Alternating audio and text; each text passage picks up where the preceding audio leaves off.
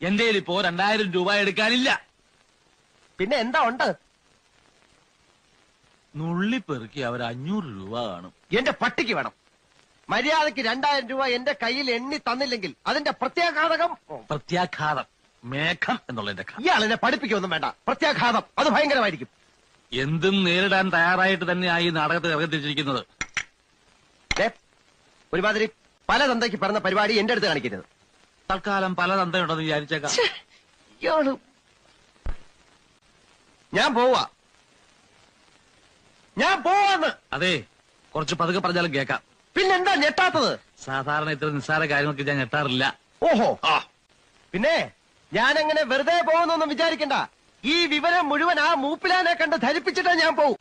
ഒരു ചാൻസ് കൂടെ തരാം. 250 250 ഉറപ്പിക്കുന്നോ? 2 പേരോടും കൂടെ ചോദിക്കുന്നത്. എടോ, തനിക്ക് നാണമില്ലേടോ?